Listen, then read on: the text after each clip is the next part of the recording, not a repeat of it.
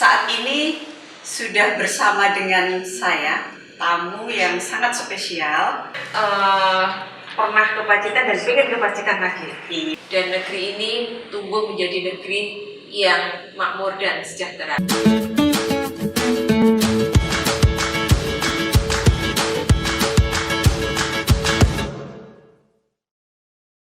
Assalamualaikum warahmatullahi wabarakatuh. Salam jumpa kembali Sobat Pemilih dimanapun Anda berada.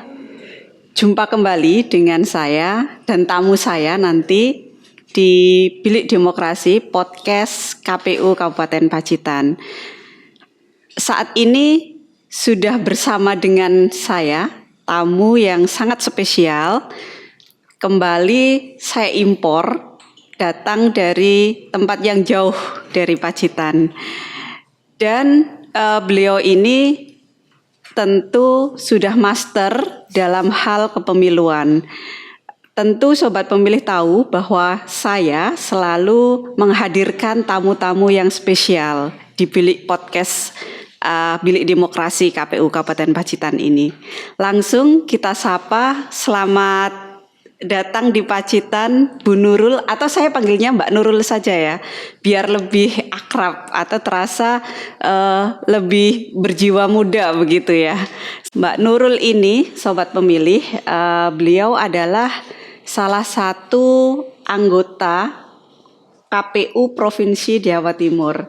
Nah, lebih dekat dengan beliau nanti saya persilahkan kepada Mbak Nurul untuk menyapa Sobat Pemilih semuanya yang ada di seluruh dunia, tidak hanya yang ada di Pacitan saja ya, dan juga menyampaikan sedikit bagaimana atau siapa sebenarnya Mbak Nurul ini. Monggo disapa Sobat Pemilih semuanya. Bahasanya Sobat Pemilih gitu ya? Iya.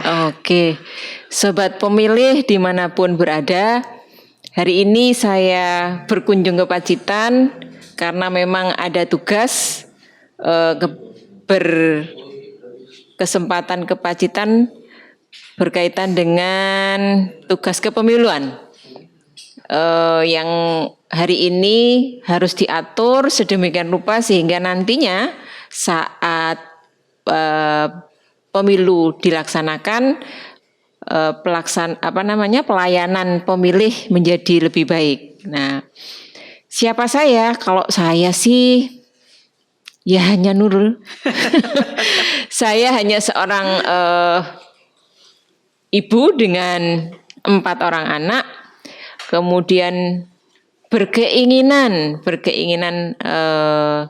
menjadi orang yang memberikan kontribusi terhadap negeri ini, tidak sekedar bertutur kata, berdebat, tetapi ingin memberikan kerja nyata di dalam proses bagaimana negeri ini dibangun, baik melalui kerja yang sosial maupun kerja-kerja sebagai anggota KPU.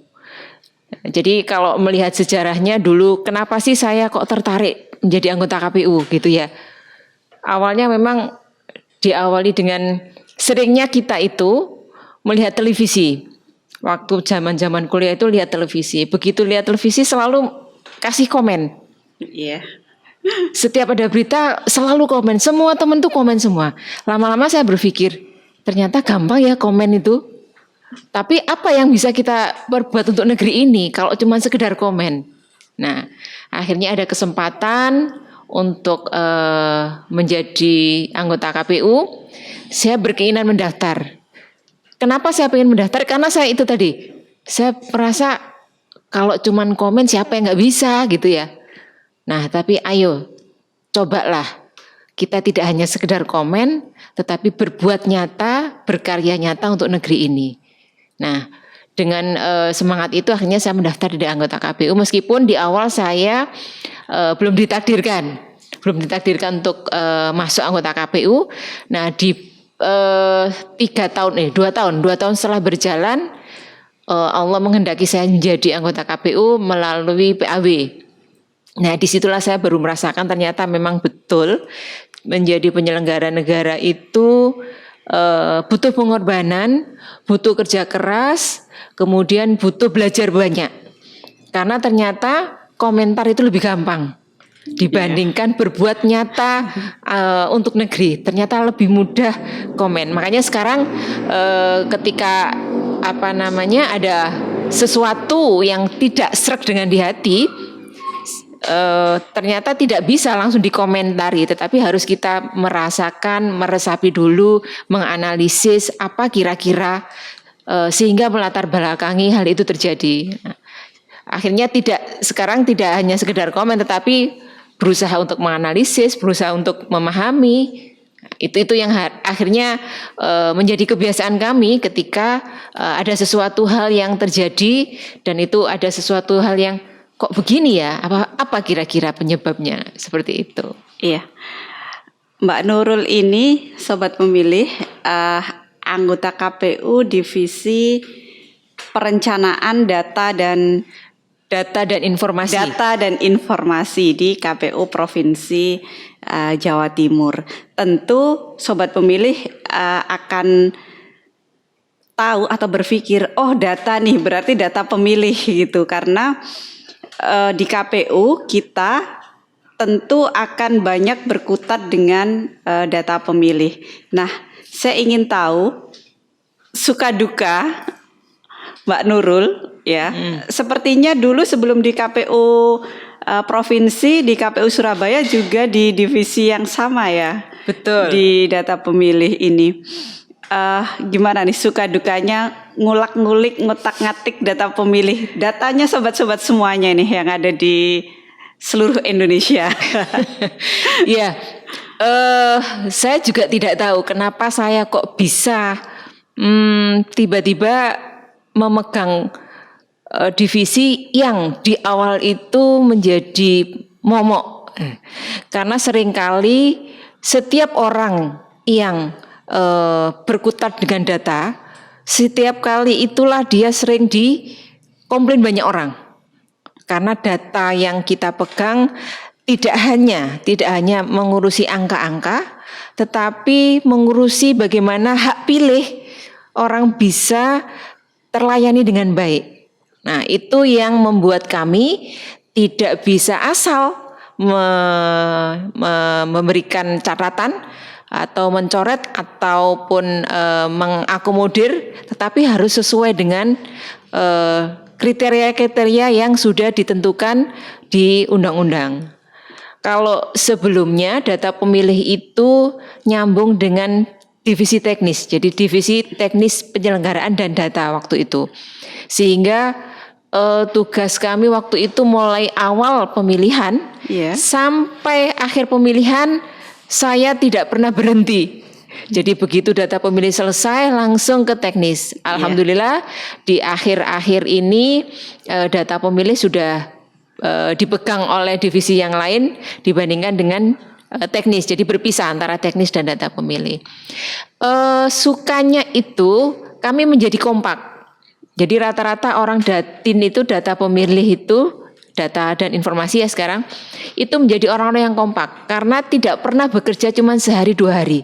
Rata-rata bekerjanya bulan-bulanan dan itu selalu bersama kemana-mana. Sampai tidur di kantor, malam-malam harus selesai karena harus deadline. Dan tahapan tidak boleh diundur gara-gara kerja kita yang belum selesai. Jadi mau tidak mau kita harus berpacu dengan waktu. Nah, dengan model begitu kita menjadi akrab dengan teman-teman kita.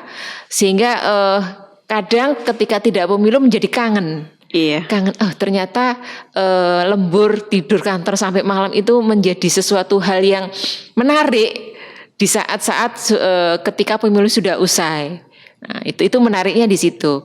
Nah, tidak menariknya memang banyak dikomplain banyak orang, meskipun kadang kita itu bekerja sudah istilahnya itu totalitas bagaimana mengurus data pemilih ini, tetapi kita ketahui bahwa penduduk Indonesia itu orang gak hanya Indonesia saja ya, penduduk dimanapun itu adalah orang yang mobile. Data penduduk adalah data mobile, sehingga tidak bisa hari ini ditentukan besok sudah clear selesai, tidak. Nah, ini yang tantangan bagi kita semua, apalagi undang-undang di negeri kita ini menyatakan bahwa pemilu resources datanya diambil dari DP4 dari Dukcapil. Sehingga mau tidak mau data yang kita pakai adalah data hasil produk dari Dukcapil yang akhirnya kita mutakhirkan jadi data pemilih. Nah, ini yang seringkali beberapa hal yang teman-teman sudah melakukan pemutakhiran data di pemilu sebelumnya, di sana data pemilih yang meninggal sudah dibersihkan, kemudian ketika undang-undang menghendaki harus data DP4 itu diberikan lagi saat pemilu berikutnya, ini menjadi nol lagi kerja kita karena data pemilih dari Dukcapil masih menunjukkan data yang belum bersih dari orang yang meninggal. Tetapi itu bisa dipahami karena memang undang-undang terkait dengan kependudukan tidak bisa serta-merta mencoret orang yang meninggal tanpa ada akta kematian. Nah, itu yang akhirnya menyebabkan data pemilih di kita sebelum dimutakhirkan selalu muncul data orang yang meninggal yang dulu sudah dicoret keluar lagi. Mudah-mudahan tahun ke depan data pemilih yang kita lakukan ini berkelanjutan sehingga apa yang kita kerjakan hari ini bisa dinikmati di tahun-tahun berikutnya. Harapan penyelenggara begitu sih, sehingga kerja kemarin itu tidak sia-sia tapi berkelanjutan ke data pemilih di pemilu-pemilu berikutnya. Itu. Salah satu unsur yang penting dalam penyelenggaraan pemilu itu adalah data pemilih yang berkualitas. Nah, menurut Mbak Nurul nih, bagaimana trik dan tips atau mungkin kriteria-kriteria terkait dengan data pemilih yang berkualitas ini? Karena tentu salah satu jargon pemilihan kita itu adalah data pemilih yang akurat, yang berkualitas untuk menuju pemilihan yang berkualitas juga. Iya. Data pemilih yang akurat dan berkualitas itu adalah data pemilih yang up to date, kemudian sesuai dengan fakta lapangan. Nah, ini yang memang tidak bisa hanya kita yang bekerja, tetapi kontribusi dari masyarakat luas itu dibutuhkan. Kita tahu sendiri tenaga yang kita punya terbatas. Nah, kontribusi mana yang bisa dipakai untuk memperbaiki data pemilih, yaitu kontribusi manakala ada pengumuman terkait data pemilih ini, kemudian masyarakat berbondong-bondong untuk ngecek nama mereka, apakah sudah terdaftar atau belum, atau bahkan membuat semacam kompetisi di antara teman-teman, atau mungkin KPU membuat kompetisi model kompetisi gitu ya. Siapa yang paling banyak akses nanti akan dikompetisikan model begitu. Itu mungkin untuk menarik minat masyarakat untuk bisa peduli dengan data pemilih itu. Sehingga data pemilih kita menjadi lebih akurat. Karena data pemilih itu kalau tidak dicermati, mau tidak mau mungkin bisa jadi ada yang belum fix ya. Nah, tanggapan masyarakat atau masukan dari masyarakat ini sangat membantu kami karena dengan keterbatasan yang kita punya. Nah, harapannya di tahun ini, di pemilu kali ini memang ada uji publik ya, yang namanya uji publik. Nah, di sanalah harapan kami untuk membuat data pemilih ini lebih berkualitas. Selain kami teman-teman sudah melakukan coklit, turun ke lapangan dari rumah ke rumah ngecek data pemilih ini, uji publik itu salah satu upaya juga untuk lebih baik lagi data pemilih kita ke depan. Sehingga masyarakat yang kemarin-kemarin itu ngapain sih ngurusi ini? Nah, dengan uji publik ini kami mengundang. Jadi KPU berusaha untuk mengundang sebanyak-banyak orang untuk mencermati bareng-bareng. Ayo kita lihat bareng-bareng apa sih isi data pemilih ini? Apakah tetangga kita, keluarga kita, teman-teman kita, saudara-saudara kita sudahkah masuk namanya di dalam sana sebagai memastikan bahwa mereka hak pilihnya terlindungi di sana. Ayo lindungi hak pilihmu dengan cara bareng-bareng ngecek nama-nama yang sudah kita kenal, apakah sudah dipastikan masuk ke data pemilih. Itu salah satu cara untuk memperbaiki, menjadikan data pemilih kita lebih berkualitas. Kalau kita lihat memang Indonesia ini kalau bicara tentang data pemilih kayaknya paling gede ya, karena pemilu kita itu pemilu yang langsung modelnya serentak. Serentak itu tidak hanya di satu lokasi tapi seluruh negeri, di seluruh Indonesia, bahkan di luar negeri pun juga dilakukan secara serentak. Sehingga mau tidak mau data yang kita kelola, data yang kita susun itu jumlahnya jutaan. Nah, itu kalau dilihat memang tidak mudah mengurusi itu. Makanya perlu ketelatenan, perlu inovasi-inovasi untuk membuat data pemilu itu menjadi lebih baik. Jadi masukan masyarakat masih sangat dibutuhkan untuk menjadikan data pemilih ini lebih baik. Gitu. Iya. Jadi kalau guyonannya teman-teman tadi walaupun sekarang teknis sudah berpindah ya, kalau teman-teman penyelenggara itu menyampaikan pemilih ini mulainya paling awal, selesainya paling akhir. Artinya memang yang pekerjaannya paling lama itu adalah dalam seluruh tahapan pemilu ini adalah mengurusi data pemilih ini. Tentu sobat pemilih tahu bahwa proses untuk menjadi DPT, daftar pemilih tetap, itu melalui serangkaian proses yang panjang. Bahkan setelah DPT pun itu data masih terus bergerak sampai dengan hari pemungutan dan penghitungan suara. Betul.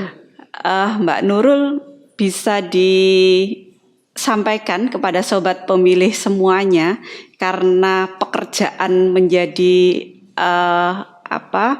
bagian dari data pemilih ini begitu sangat lama, membutuhkan ketelitian, membutuhkan kecermatan seperti itu, disampaikan kepada sobat pemilih agar tidak menyia-nyiakan kerja kita sebagai penyelenggara pemilu itu, sehingga sobat pemilih semuanya bisa menggunakan hak pilihnya dengan baik. Iya, kalau kita lihat mulai bulan Juni ya, kita mulai tahapan bulan Juni itu sudah mulai mendapatkan data pemilih dari Dukcapil, terus kemudian disusun data pemilih per TPS-nya. Setelah itu kita turun untuk coklit selama 1 bulan. Setelah coklit nanti disusun daftar pemilih sementara, lalu daftar pemilih sementara diumumkan. Nah, ini sobat pemilih ya, jangan lupa nanti 19 September sampai 28 September ini waktunya diumumkan DPS. DPS itu daftar pemilih sementara. Nah, gunakan kesempatan ini untuk ngecek masing-masing nama apakah sudah terdaftar atau belum. Atau bisa dicek lagi di lamannya KPU, lindungihakpilihmu.kpu.go.id. Nah, di sana tinggal klik nama dan NIK, masukkan NIK dan nama, akan muncul di sana. Apakah sudah terdaftar atau belum? Manakala sudah terdaftar, berarti alhamdulillah, berarti Anda sudah beruntung. Nah, manakala belum terdaftar, masih bisa ada kesempatan karena ini masih DPS sebelum ditetapkan sebagai DPT, sehingga nanti masih bisa memberikan masukan kepada KPU ataupun panitia ad hoc di tingkat bawah, bisa di kelurahan atau di kecamatan, untuk memberikan data agar nama yang belum masuk bisa dimasukkan ke data pemilih. Nah, selain itu barangkali ada yang telat info. Loh, kok sudah selesai DPS-nya, sudah ditetapkan jadi DPT. Nah, 28 Oktober besok penetapan DPT. Loh, apakah kalau ada yang belum masuk ke dalam DPT tidak bisa menggunakan hak pilih? Tidak. Kami masih memberikan kesempatan karena hak pilih itu juga termasuk hak asasi, sehingga yang belum masuk ke DPT pun masih punya hak untuk memilih, meskipun ada sedikit beda perlakuan. Beda perlakuan karena apa?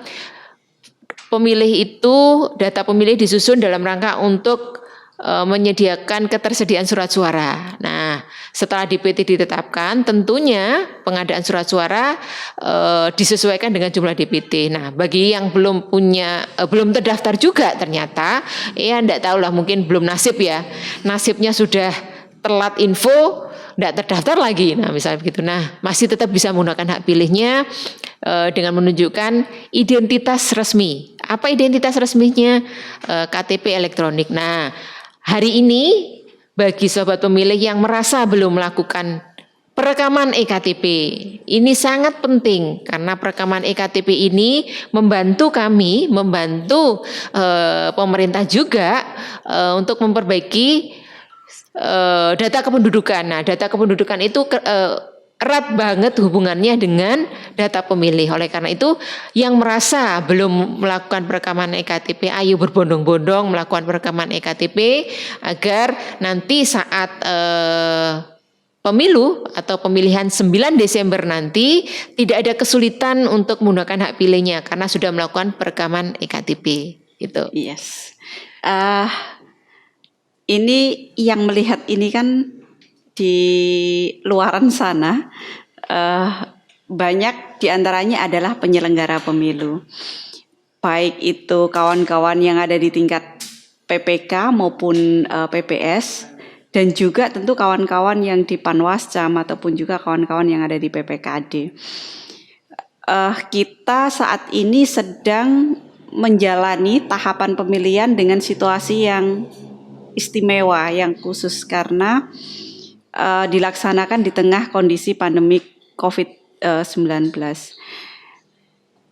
Monggo Mbak Nurul menyampaikan kata-kata semangat atau motivasi atau pesan-pesan kepada kawan-kawan penyelenggara kita yang berada di ad hoc ataupun juga kawan-kawan di KPU yang ada di luar sana, dan kemudian juga kawan-kawan yang nantinya akan menjadi penyelenggara di TPS.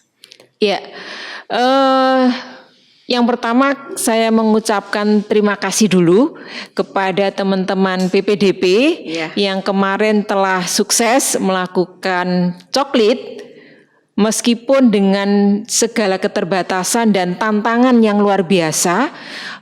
Pada saat pandemi seperti ini mereka tetap bisa melaksanakan tugas dengan baik tanpa ada efek penularan COVID-19. Nah, ini sudah dibuktikan ya oleh teman-teman PPDP. Saya sebagai pribadi maupun sebagai wakil dari KPU Provinsi dan KPU seluruh Indonesia mengucapkan terima kasih yang sebanyak-banyaknya kepada teman-teman PPDP telah melakukan kerja dengan baik sehingga data pemilih ini bisa disusun dan bisa dimutakhirkan menjadi data yang lebih baik dan akurat. Nah, teman-teman juga jangan berkecil hati, asal kita taat pada protokol kesehatan, saya yakin pemilihan ini akan berjalan dengan baik. Kuncinya adalah disiplin melakukan protokol kesehatan. Jangan segan-segan untuk mengingatkan diri kita dan teman-teman kita ataupun siapapun yang kita temui untuk melaksanakan protokol kesehatan. Karena kunci dari keberhasilan di pemilihan ini adalah tidak adanya penularan yang disebabkan karena pemilihan tahun 2020 ini. Jadi tolong teman-teman saling mengingatkan, tidak ada ruginya kita mengingatkan satu sama lain untuk tetap menjaga protokol kesehatan. Karena nanti saat pemilihan pun KPU menjamin bahwa petugas kita juga petugas yang dijamin tidak akan menyebabkan penularan ini menjadi lebih besar. Itu. Jadi tidak hanya petugas sih sebenarnya ya. Pemilu ini akan menjadi lebih baik ke depan manakala ada kerjasama di semua lini, baik itu pemilih sebagai pemilih yang akan menggunakan hak pilihnya, kemudian peserta pemilihan, kemudian juga petugas. Jadi ketiga hal ini tidak bisa dilepaskan satu sama lain untuk menjadikan pemilihan ini lebih berkualitas, kemudian menjadi lebih baik ke depan, dan harapan kita semua nanti yang terpilih pun menjadi orang-orang yang punya kualitas ke depan, tidak hanya sekedar dipilih tetapi punya kualitas kepemimpinannya ke depan. Nah, oleh karena itu banyak hal sebenarnya yang bisa dibahas terkait bagaimana cara kita menjadi pemilih yang baik, bagaimana cara menggunakan hak pilih dengan baik, bagaimana cara mengetahui kandidat ini apa yang perlu dipilih berdasarkan apa, kemudian cara mencari, banyak hal yang bisa dibahas ya. Jadi tapi mungkin di kesempatan lain pasti akan dilakukan kegiatan-kegiatan bagaimana menjadikan pemilih, menjadikan petugas menjadi lebih baik, pemilih juga menjadi lebih baik, kemudian peserta pemilihan juga menjadi lebih baik. Iya. Sobat pemilih, itu tadi bincang-bincang saya dengan Mbak Nurul. Terakhir nih Mbak Nurul, mari kita ajak kawan-kawan atau sobat pemilih semuanya untuk datang ke TPS 9 Desember 2020. Okay. Mbak Nurul dulu. Oke. Jangan lupa tanggal 9 Desember 2020 mulai jam 7 pagi sampai jam 13.00 gunakan hak pilih Anda untuk kemajuan daerah, untuk memilih kepala daerah agar pembangunan ke depan menjadi lebih bermanfaat, menjadi lebih baik lagi, dan negeri ini tumbuh menjadi negeri yang makmur dan sejahtera. Iya. Jangan lupa sobat pemilih, 9 Desember 2020 harinya Rabu Wage, datang ke TPS, dan ini gawe besar kita bersama Pilbu Pacitan Bungah Gumrega. Terima kasih, kita akan ketemu lagi di lain waktu untuk hadir bersama-sama menyebarluaskan informasi tentang pemilihan Bupati dan Wakil Bupati Pacitan tahun 2020. Wassalamualaikum warahmatullahi wabarakatuh. Waalaikumsalam.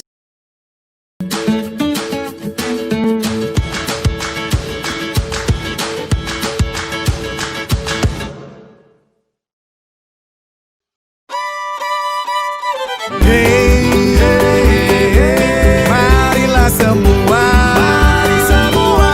bersama-sama gunakan hak suara.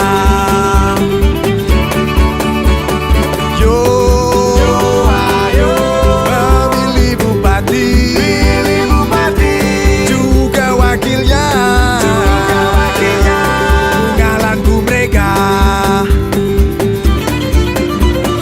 Rabu Wage 9 Desember 2020. Pilihan boleh berbeda, tujuan kita sama.